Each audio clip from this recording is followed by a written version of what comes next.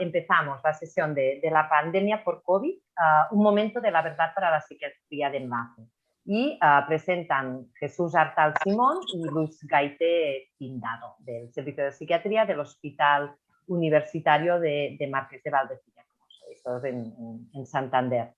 Buenos días a todos. Este ha sido un año complicado para todos y un año de mucho trabajo para el grupo de psiquiatría de enlace de la Sociedad Española y por tanto estamos muy contentos de haber sido encargados para hacer esta sesión, la última del año, en la que reflexionamos sobre qué está pasando en la psiquiatría y qué está pasando con esa subespecialidad tan importante para muchos de nosotros que es la psiquiatría de enlace.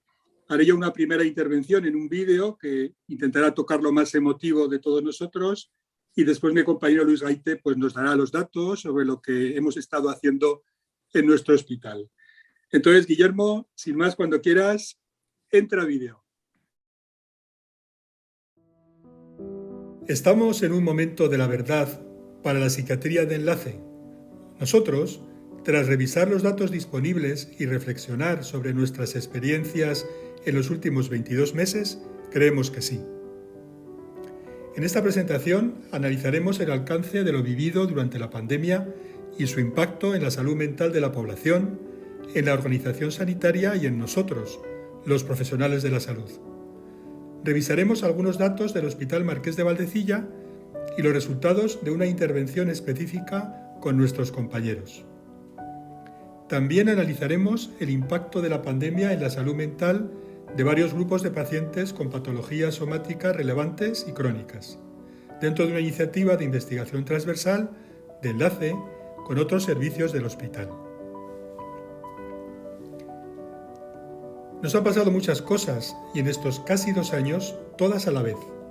Muchas personas han muerto, algunas muy cercanas. Nosotros o personas queridas hemos enfermado. Nos han limitado la libertad de movimientos.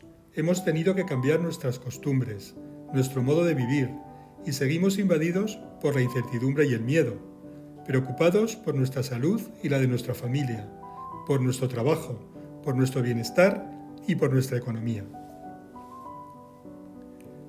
Hace menos de 2 años, muchos pensaban, sobre todo en los países más desarrollados, que vivíamos en un mundo casi perfecto, superadas ya las enfermedades infecciosas, y que el gran reto sanitario pendiente era la atención a las patologías crónicas y a los problemas de salud mental. La pandemia que estamos viviendo lo ha cambiado todo, acabando con esa falsa sensación de seguridad. Ahora tenemos que controlar los riesgos epidémicos actuales y futuros y cuidar al mismo tiempo a las personas con patologías crónicas y mentales, ya que se prevé una ola mundial de estos trastornos.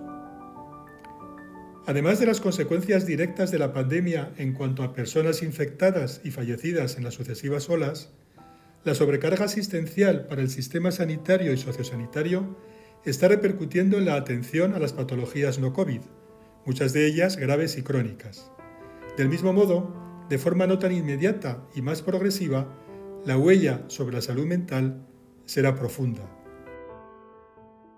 Y esto es preocupante porque desde hace muchos años sabemos que sin salud mental no hay salud, y que la separación entre salud física y salud mental es puramente artificial, resultado de la visión tradicional de la enfermedad mental, marcada por el desconocimiento y el estigma social, y de la superespecialización médica, que crea barreras y espacios vacíos, dejando sin cubrir muchas necesidades de las personas enfermas. La psiquiatría de enlace encuentra aquí su papel fundamental, favoreciendo el trabajo transversal con las diferentes especialidades médicas en programas que incluyen a profesionales de salud mental, proporcionando así una atención más integral. Pero ¿ha llegado ya este tsunami, esta gran ola de afectación a la salud mental? Y si no ha llegado, ¿cuándo va a llegar? Ciertamente ya estamos viendo sus efectos en nuestros hijos, con un incremento inusitado de urgencias, conductas suicidas y hospitalizaciones psiquiátricas en este último año. En el resto de grupos de población, aunque durante las primeras olas de la pandemia los indicadores más duros, urgencias psiquiátricas, hospitalización y conductas suicidas, no han aumentado incluso disminuyeron, los datos provisionales sobre suicidio en 2021 en España son preocupantes, con un incremento del 7,4%. Si comparamos las hospitalizaciones psiquiátricas de agudos en Valdecilla entre 2020 y 2021, se estima prácticamente el mismo número, aunque con un 16% más de estancias generadas, y nos situaremos al final de este año un 20% por debajo de las hospitalizaciones de 2019. Se mantiene el gran descenso de ingresos del año 2020 y que depende de diversos factores. Por lo que respecta a la demanda de consultas externas, la lista de espera disminuyó significativamente desde abril de 2020 hasta abril de 2021, subiendo progresivamente desde entonces, aunque sin sobrepasar las cifras inmediatamente anteriores al inicio de la pandemia. Estamos seguros de que superaremos esta situación. La humanidad ha vivido épocas terribles, como la peste del siglo XV. Entonces no se contaba con el apoyo de la ciencia. Tampoco teníamos los avances científicos de hoy para afrontar la gripe del año 1918. A lo largo de la historia hemos asistido a terribles guerras. En el siglo XX, el mundo vivió 2 guerras que resultaron devastadoras. El ser humano ha superado hasta ahora todas las catástrofes a las que se ha enfrentado y también será capaz de superar esta crisis. Además, contamos con el avance espectacular de la ciencia, que en menos de un año ha puesto a disposición del mundo vacunas eficaces y seguras.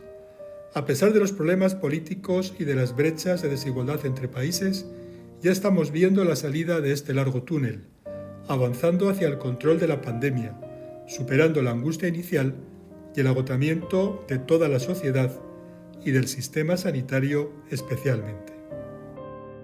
Pero muchas personas con trastornos previos, los más vulnerables y los más intensamente afectados por la crisis creada por la pandemia, están presentando más síntomas emocionales, consecuencia del gran aumento de situaciones de alto estrés.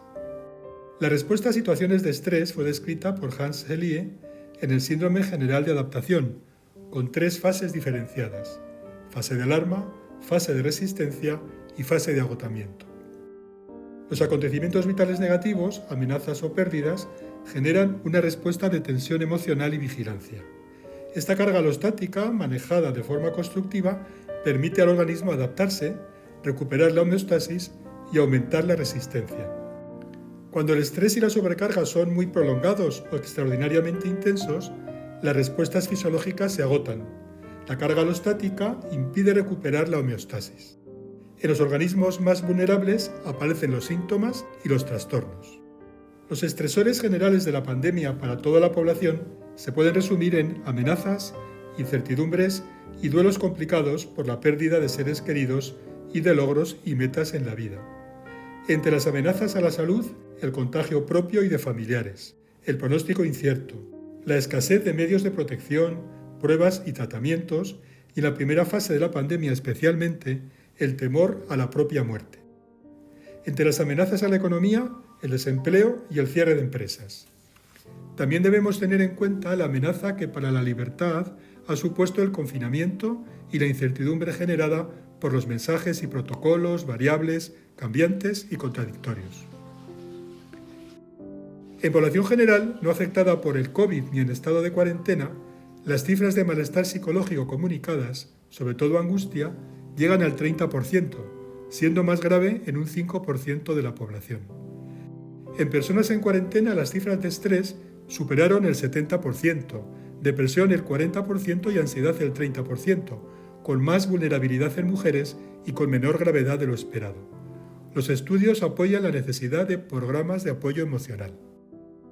Al valorar la trascendencia de estos datos, como dice el profesor Antonio Lobo en su revisión sobre el tema, hay que tener en cuenta que se trata de estudios basados en encuestas, a veces con metodologías poco rigurosas y que sus resultados están muy alejados de lo que en nuestra especialidad tiene la consideración de caso. Además de como ciudadanos, los sanitarios estamos soportando estresores específicos, sobrecarga de trabajo, turnos más largos, cambios frecuentes de puesto y de tareas con escasez de profesionales, mayor riesgo de contagiarnos y contagiar a la familia, confrontación diaria y directa con el sufrimiento y altas tasas de mortalidad, acompañando a personas que han sufrido y han muerto en soledad, los compañeros que enferman y la difícil comunicación con los pacientes y familiares. Los dilemas éticos también han supuesto una gran carga emocional al tomar decisiones difíciles en situaciones límite, además del estigma por estar en contacto directo con los enfermos. El miedo de los profesionales sanitarios al contagio y a la propia muerte no debe sorprendernos, ya que en la primera ola 200 profesionales fallecieron por la infección en nuestro país. Otros muchos se contagiaron en España en hospitales y centros de salud.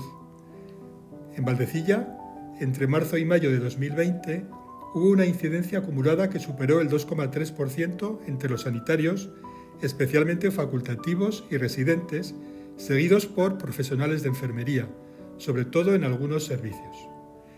Estudios llevados a cabo con sanitarios, también en nuestro país, han encontrado tasas elevadas de estrés, ansiedad, insomnio, uso de sustancias y pensamientos de suicidio.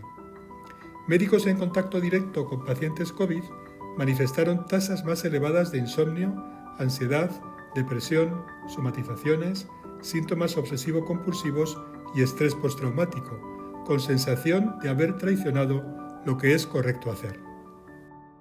La pandemia también ha sumido a la atención primaria en el desconcierto y en el aislamiento, con una sobrecarga extraordinaria. Y lo peor, según comentan nuestros colegas, ha sido el sentimiento de soledad.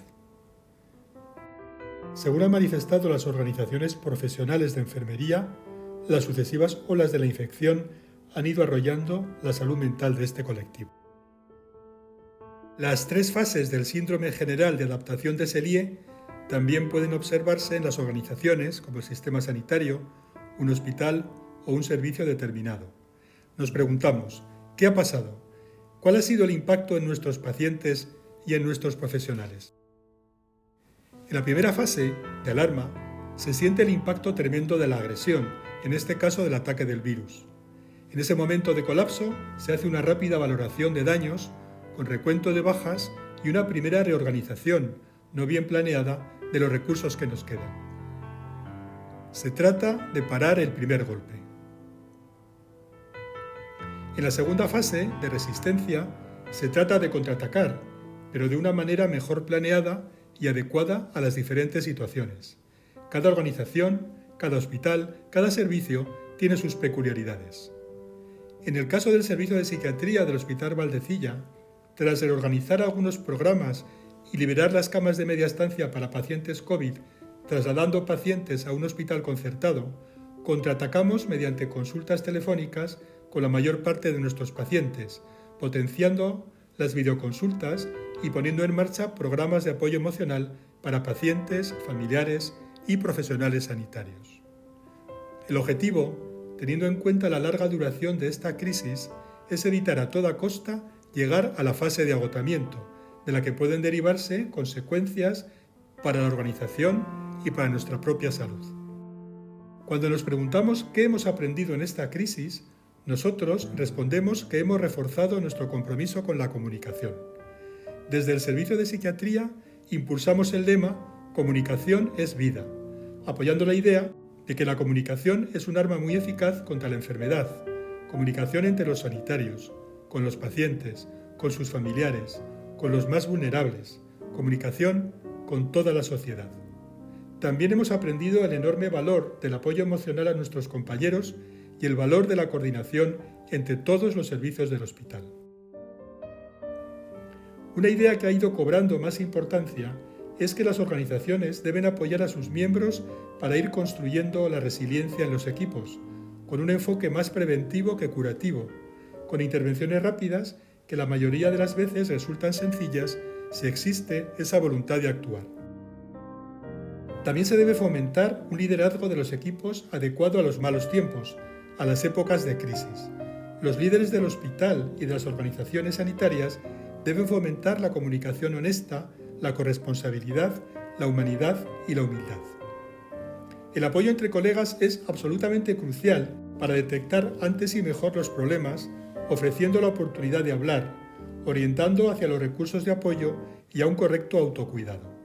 Cuando este apoyo no es suficiente, se debe orientar al compañero a recibir la ayuda profesional más adecuada.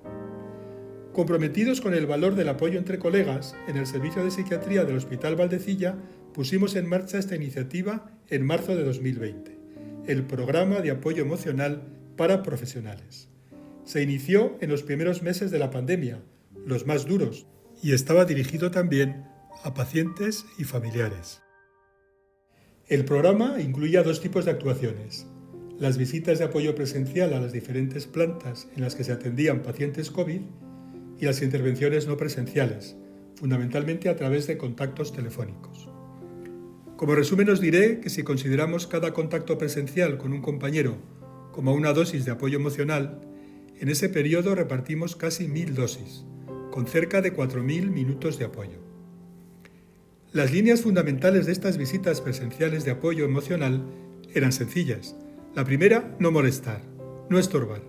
Nuestros compañeros estaban demasiado ocupados. Debíamos ser flexibles y adaptarnos a sus horarios, ir todos los días que fuera posible, proponiendo sencillas actividades de ventilación y regulación emocional y, sobre todo, ser proactivos, acudiendo antes de ser llamados para detectar posibles problemas. Por lo que respecta al programa de atención telefónica, el acceso era sencillo a través de un correo electrónico, garantizando la total confidencialidad. Atendimos a más de 50 profesionales con una media de 3 llamadas y 70 minutos de tiempo por persona, y con una respuesta muy rápida por nuestra parte. Los compañeros han valorado positivamente el programa, destacando la rapidez de respuesta y la continuidad. ¿Qué cambios van a tener lugar en nuestra especialidad y cuál está siendo y va a ser el papel de la psiquiatría de enlace? En este artículo, firmado por Eduard Vieta, Víctor Pérez Sola y Celso Arango, escrito en la fase inicial y más dura de la pandemia, anticipan algunos de los cambios que van a tener lugar en la salud mental y en el cuidado de las personas con trastornos mentales, reforzando el papel del psiquiatra como un médico más que trabaja codo con otros especialistas, valorando la importancia de los aspectos psicológicos de la práctica médica y hospitalaria. En muchos hospitales, el personal dedicado a la psiquiatría de enlace se ha hecho cargo del apoyo psicológico a los pacientes aislados por la infección, contando para ello con psicólogos clínicos y personal de enfermería junto con los propios psiquiatras. Los psiquiatras de enlace también se han enfrentado al desafío de conocer una serie de fármacos cuyo uso se ha incrementado durante la pandemia, reconociendo sus efectos adversos y sus interacciones con los psicofármacos. La psiquiatría de enlace ha cobrado así más relevancia durante esta crisis, con la participación activa de los psiquiatras en la elaboración de protocolos terapéuticos que conllevan decisiones en el límite de la ética, así como en el cuidado de los profesionales de la salud.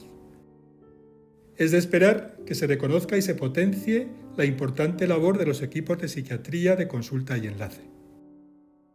Otros cambios que estos autores vaticinan son la apuesta por los modelos que disminuyan la hospitalización y la masificación de los dispositivos asistenciales en favor de una atención basada en el domicilio del paciente y en su entorno más habitual, combinando adecuadamente la telepsiquiatría con la atención presencial y la utilización de las nuevas tecnologías.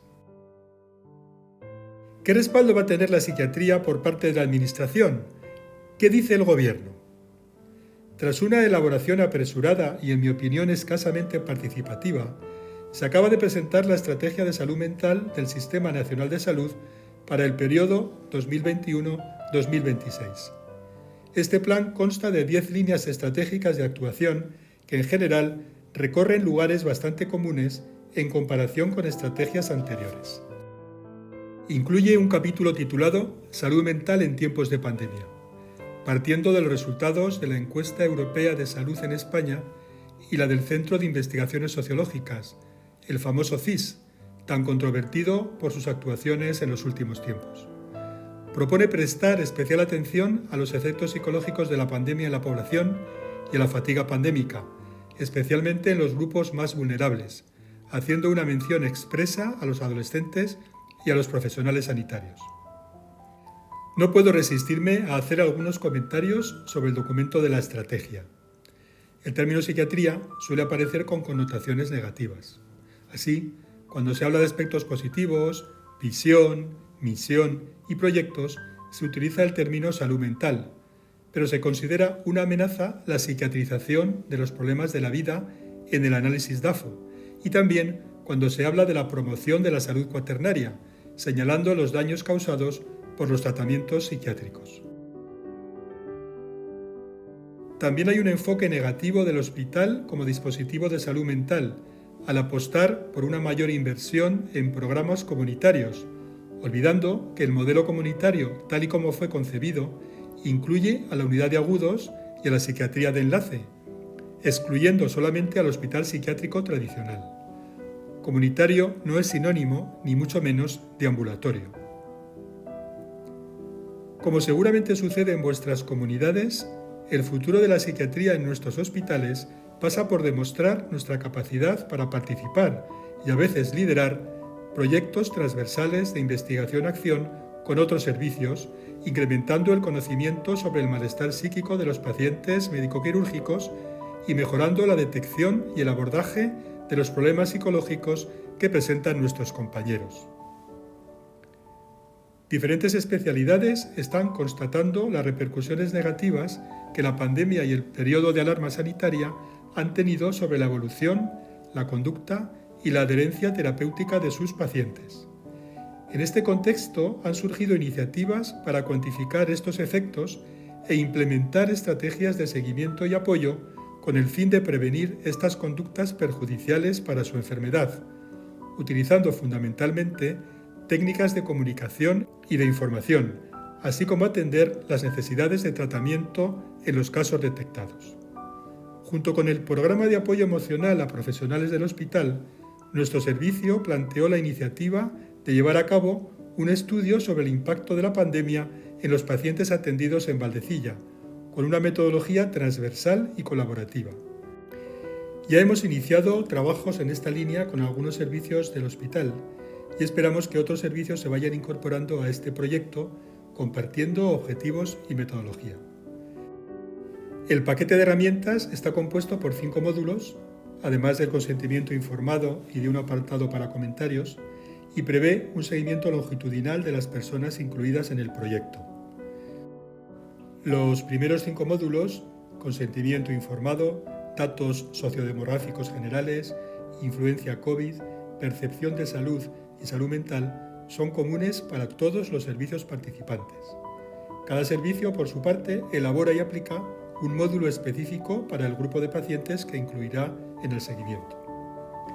El módulo Influencia COVID incluye una escala de miedo al coronavirus 19, autoadministrada y de 7 ítems. Es aplicable a ciudadanos en general, personas con cualquier patología y profesionales.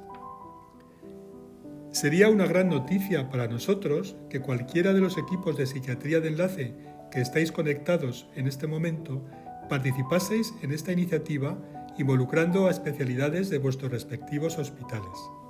Podríamos compartir la metodología y enriquecerla con vuestras aportaciones.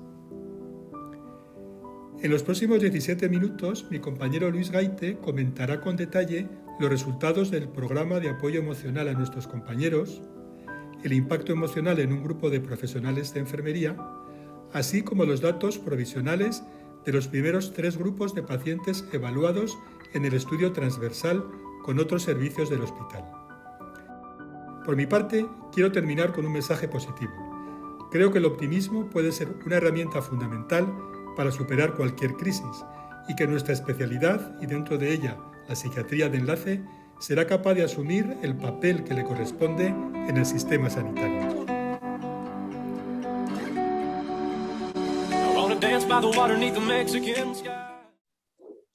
Perfecto, Jesús.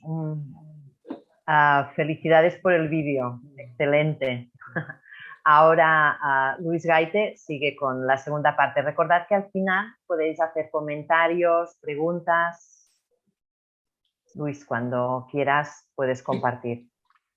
Bueno, tengo que decir lo primero, que después de la presentación que ha realizado Jesús Artal, me deja siempre unas situaciones muy complicadas para intentar mantener el nivel que ha puesto. Pero bueno, voy a intentar hacerlo lo mejor posible y aunque no tenga un vídeo como él, voy a intentar daros una presentación con unos gráficos interesantes. Entonces, la pandemia por COVID, y si es el momento de la verdad, bueno, es una pregunta muy interesante y me gustaría hacer varias reflexiones antes de comenzar.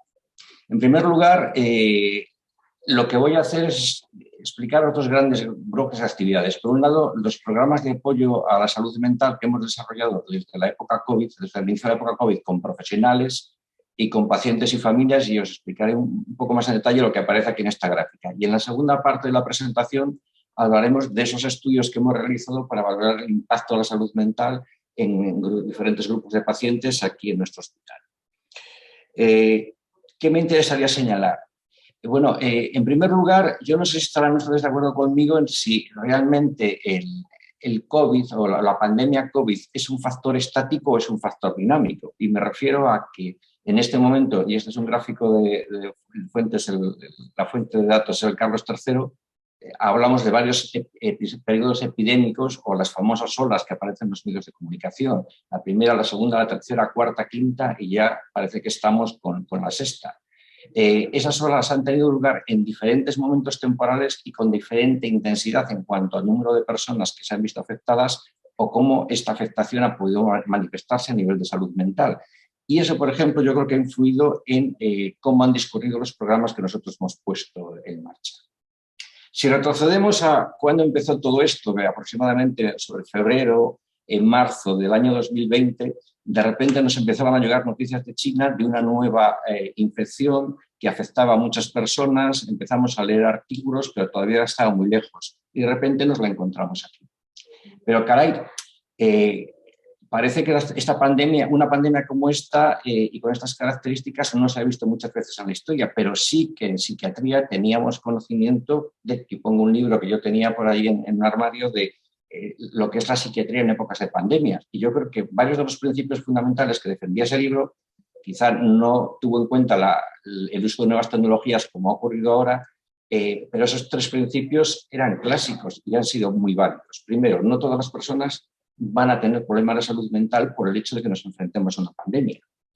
Y quienes los tienen necesitan una atención que sea intensa y rápida. Otro principio fundamental. Y tercero, y nos lo describían, cuando ponemos en marcha programas de atención a personas que se han visto afectadas, tenemos que tener en cuenta que no debemos esperar o no deberíamos esperar a que estas personas estén afectadas, sino que deberíamos intentar actuar antes de que eso se produzca. Y esos principios básicos, junto con el hecho de si ponemos en marcha programas, como comentaba Jesús, también es muy importante que pongamos en marcha indicadores para que podamos valorar cómo han funcionado esos programas. Así que gran parte de lo que les voy a contar a continuación viene en función de esos principios teóricos básicos y el hecho de que pusimos en marcha indicadores para poder valorar y evaluar el programa posteriormente. Primero, ¿de qué voy a hablar? Bueno, pues de cómo actuamos con profesionales sanitarios. Ya comentó Jesús en una diapositiva que uno de los primeros programas que pusimos en marcha es el programa de apoyo presencial, es decir, un equipo de psiquiatría acudía a las plantas o a las áreas en las que estaban pacientes COVID siguiendo unos principios que era explicado de ayudar, no estorbar, actitud proactiva, flexibilidad, pero sobre todo me parece muy importante el de aceptabilidad, porque por mucho que queramos ayudar, es difícil que ayudemos a quien no desea ser ayudado. Y, por ejemplo, si analizo a lo largo del tiempo cómo discurrió el programa de apoyo presencial, el número de contactos que mantenía el equipo con personas fue aumentando a lo largo del tiempo.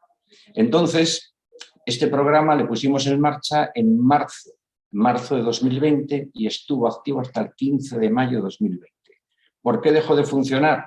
Bueno, pues porque se fueron reduciendo el número de áreas del hospital que alojaban pacientes COVID y la actividad del programa empezó a no ser necesaria. ¿Esto quiere decir que el programa no fue interesante? Caramba, yo creo que fue muy interesante, porque primero el hospital en esa época o durante esas semanas era como un animal vivo en el que primero fueron creciendo el número de áreas que había con pacientes COVID y luego fueron decreciendo.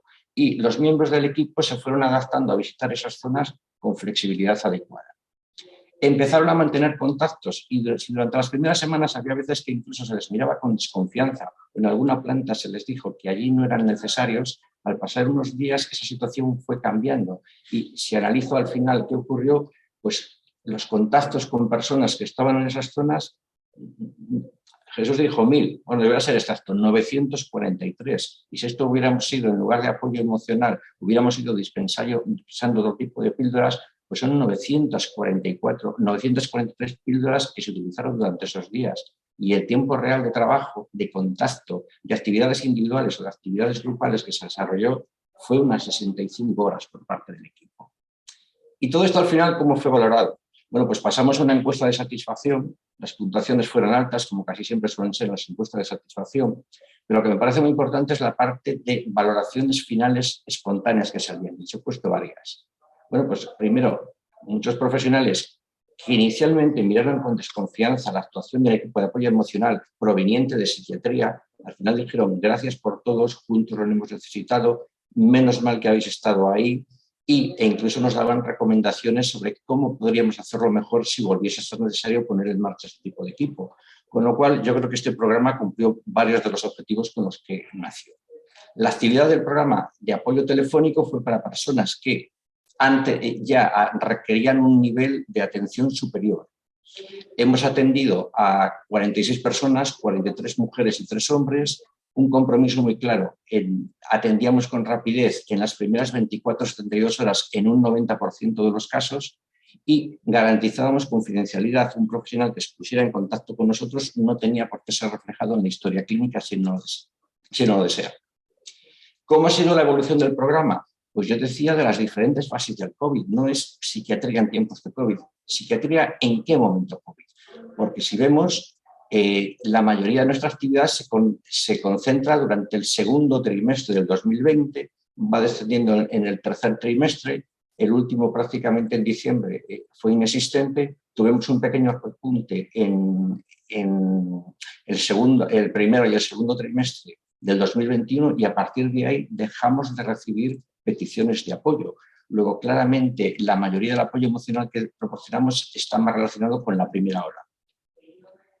¿Qué tipo de personas nos pidieron ayuda? Bueno, pues la mediana de edad son 43 años. ¿Y qué fue necesario hacer? Bueno, pues un programa de apoyo emocional yo creo que fue muy eficiente, porque con atenciones de 47 minutos aproximadamente, mediante 2 llamadas y con personas que estaban en programa, el lapso entre llamadas fueron en muchos casos 4 días, ¿conseguimos solucionar los casos? Bueno, pues en un 70% estas personas fueron dados de altas y dejaron de estar en contacto con nosotros y en un 30%, 14 personas fueron derivadas a salud mental, requirieron una atención más tradicional que la que puede dispensar un programa de apoyo emocional.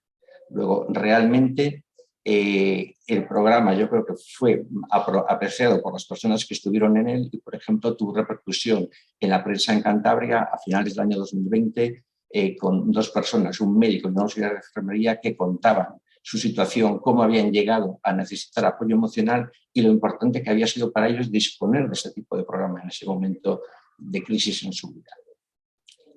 Además de profesionales, ¿qué hicimos con personas que estaban ingresadas y sus familias? Bueno, pues lo primero, Jesús decía antes que la importancia que tiene la comunicación. Y en aquel momento las personas llegaban a urgencias, en muchos casos se las separaba de su familia, entraban corriendo a una planta en la que estaban aislados o a una UCI en la que estaban rodeados con personas con un rostro poco humano, porque estaban utilizando equipos de protección individual para poder trabajar. Entonces, una de las primeras situaciones que vimos en ese momento es el problema de aislamiento, de falta de comunicación que tenían. Y una iniciativa que Jesús no ha puesto en su vídeo, pero que lo voy a decir, fue suya, es el Servicio de Psiquiatría gestionar con una empresa privada la donación de tablets para que personas que estaban aisladas en ese momento y sin contacto con sus familias pudieran tener, mediante videoconferencia, alguna relación con el mundo exterior. Aquí no tengo datos de cómo se usaron, pero sí que se repartieron por todas las áreas y que fueron usadas durante todo el periodo de máxima intensidad del COVID en Cantabria. Claro, a pesar de eso, hay personas que acabaron necesitando un nivel de atención superior. Si en el caso de profesionales se hablaba de unos 46, en el caso de pacientes son 32, mujeres más que hombres, de nuevo en el 90% de los casos atendidas en las primeras 24 o 72 horas. Cronológicamente, ¿cómo evolucionó el programa? Pues pasa algo muy similar. La mayoría de los casos que hemos tenido en marcha, que hemos atendido, se han realizado durante la primera hora, sobre todo durante el segundo trimestre del año 2020. Y posteriormente, aunque el programa seguía activo, desde abril no hemos tenido nuevas peticiones de apoyo emocional. ¿Qué perfil? Pues personas de unos 54 años y efectividad del programa, 50 minutos de atención, 2 llamadas y de nuevo también unos 5 días de permanencia en el programa. Resultados, 84% de estas personas con el programa de apoyo emocional pudieron recuperar su actividad normal y un 16% fueron derivados de nuevo a salud mental para una atención más convencional. Estudios de satisfacción que hicimos, que mencionaba Jesús, bueno, pues con una tasa de participación del 97%, las puntuaciones que daban sobre satisfacción, la capacidad del programa para solucionar su situación o el cambio que habían experimentado globalmente el programa fueron bastante altas. Con lo cual, de nuevo, el programa nos deja bastante satisfechos. ¿Son los únicos colectivos que tenemos pendiente? Bien, también fuera del hospital, en aquel momento era dramático la situación que había en las residencias de personas mayores. Perdón, las personas que no sobrevivieron a la crisis y fallecieron. ¿Qué hacemos con las familias de las personas que habían fallecido en aquel momento y que no pudieron acompañarlas en realizar un duelo adecuado? Pues una iniciativa del Servicio de Psiquiatría, el Servicio de Atención al Usuario y la propia gerencia del hospital fue enviarles una carta de pésame, una carta personalizada después de revisar la historia y las circunstancias que habían tenido esos pacientes, en las que se ofrecía a las familias que lo desearan una reunión presencial con un representante de la gerencia del hospital y del equipo médico que había atendido a su ser querido durante los últimos momentos.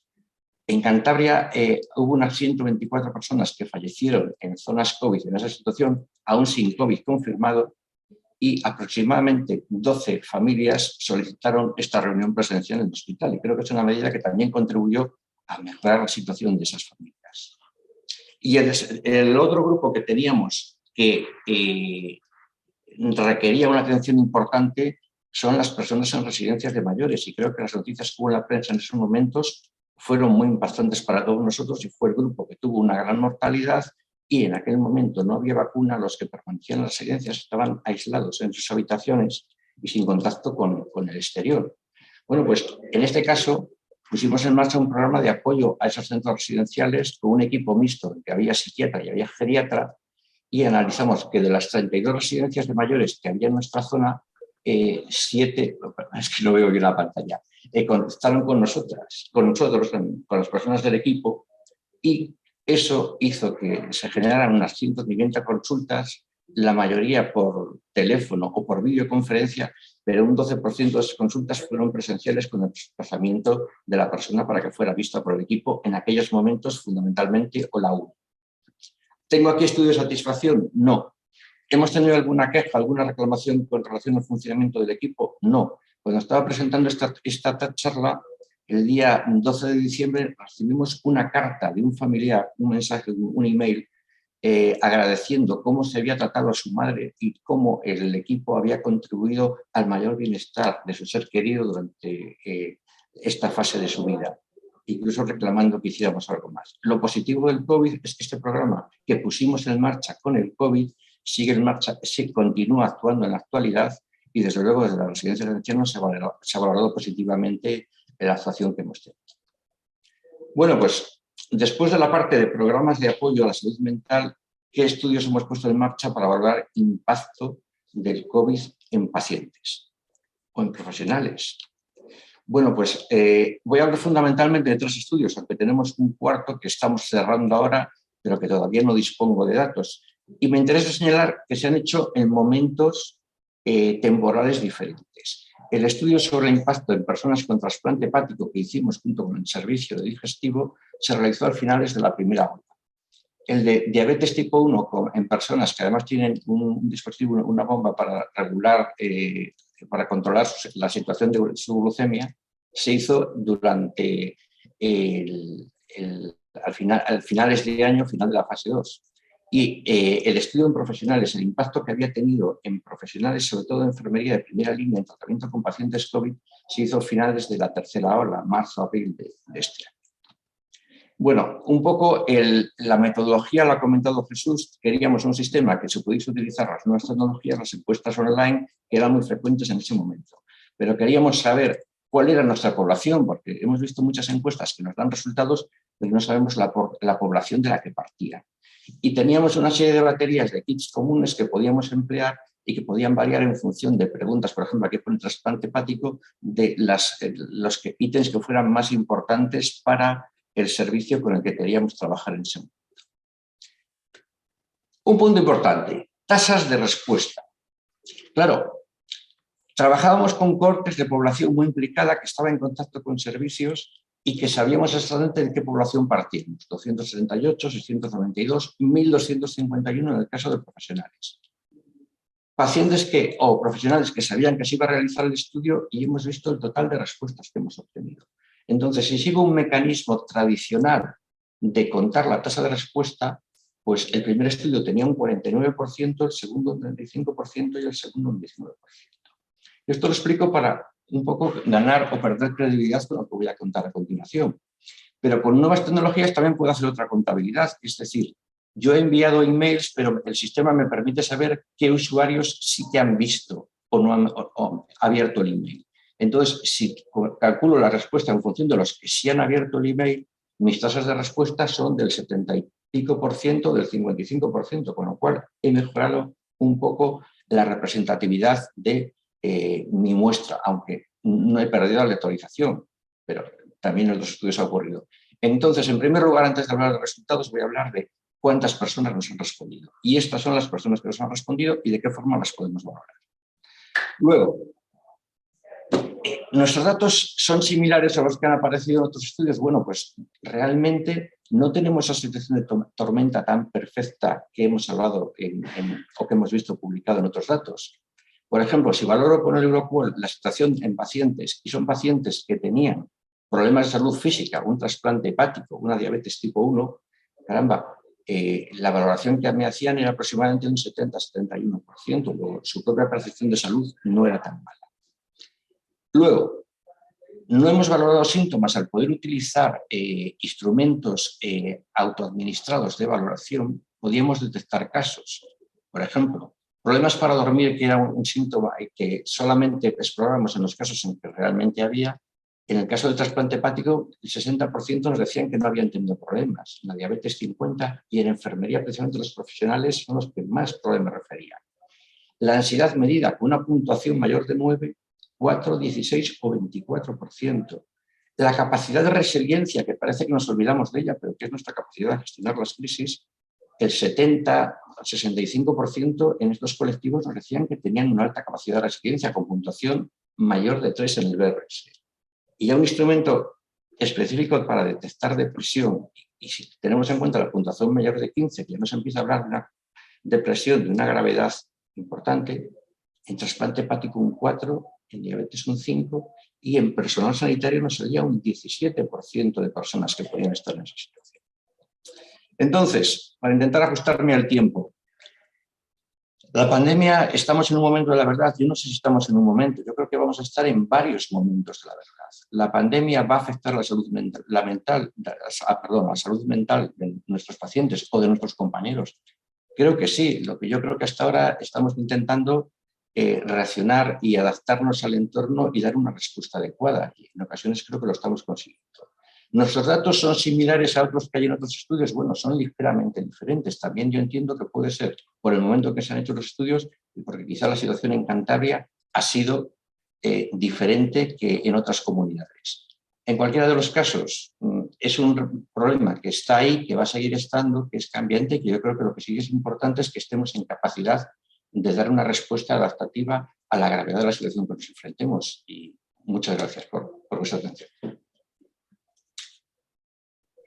Muchas gracias a ti, Luis, por compartir todos estos datos y vuestro trabajo. Y bueno, ya Jesús, si queréis hacer preguntas, levantad la mano o escribidlas en el chat y yo las leo como os vaya mejor. Bueno, va muy bien, ¿no? que compartáis, ¿no? lo que habéis hecho, ¿no? Durante la pandemia, porque da ideas, ¿no? Y además es muy generoso, ¿no? Porque seguro que todo está muy pensado, muy meditado y en general, pues bueno, ¿no? Vas viendo que todo el mundo hemos hecho cosas muy similares, ¿no? Con lo cual quiere decir que bueno, ¿no? que todos pensamos más o menos de una forma similar, ¿no? Qué cosas pueden funcionar y qué cosas no pueden funcionar.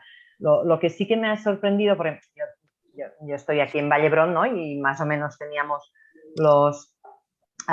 pues los mismos programas que vosotros, ¿no?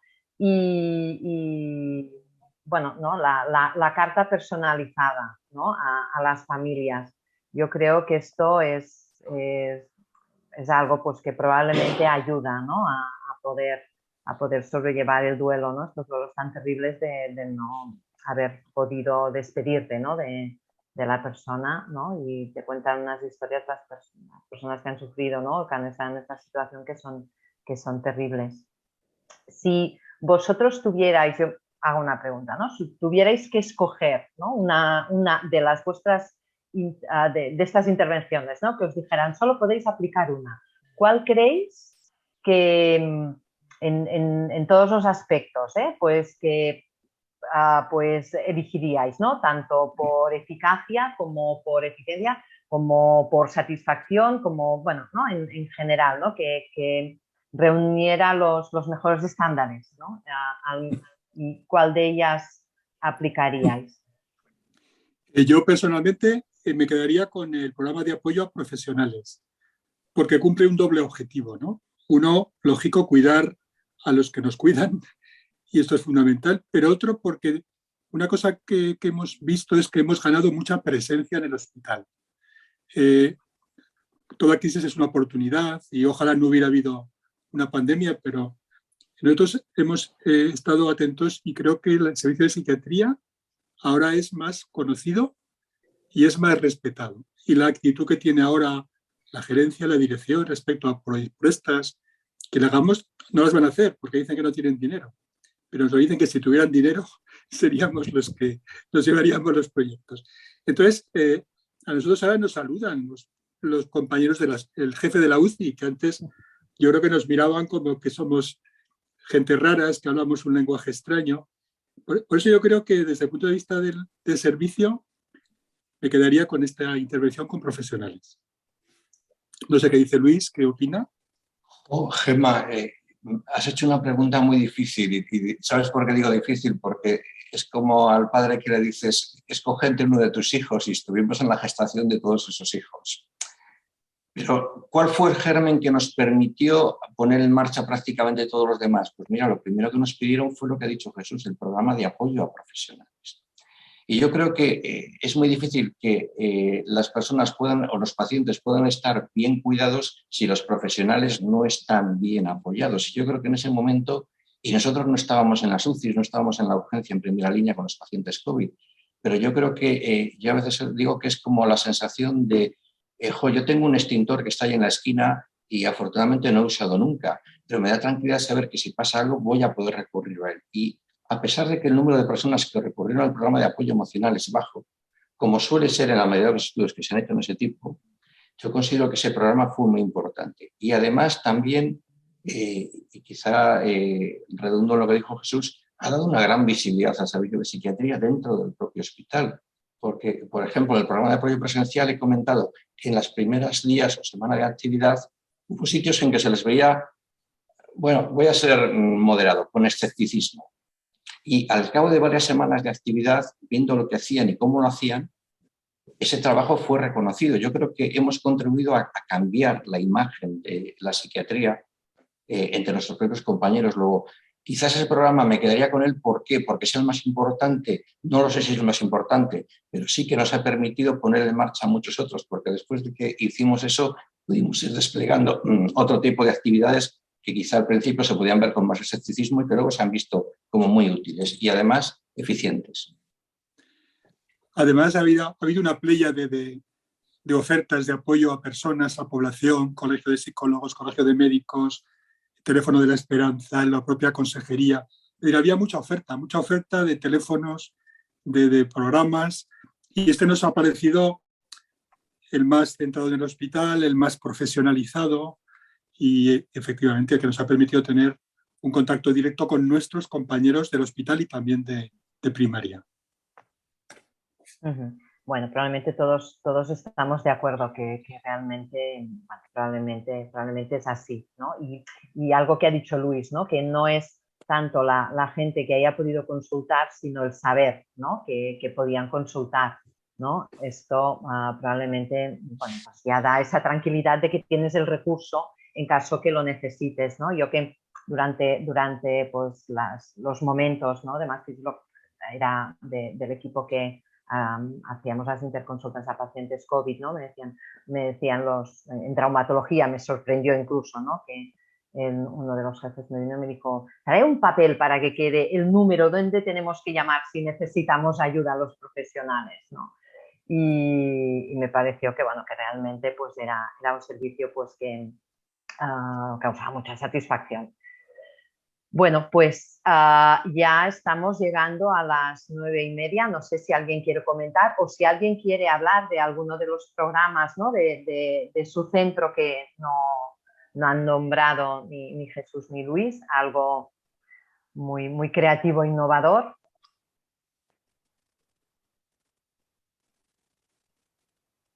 Creo que más o menos todos yo realmente repasando los programas que hemos echado, bueno, que hemos estado tirando adelante durante este tiempo eran similares a los vuestros. Pues nada, os agradecemos mucho que estéis aquí, que hayáis seguido la presentación de Luis y Jesús, que la hayáis disfrutado. Y ahora pues tendremos otra sesión ya en febrero, que ya anunciaremos próximamente. Pues muchas gracias y que tengáis un buen día. Muchas gracias a todos.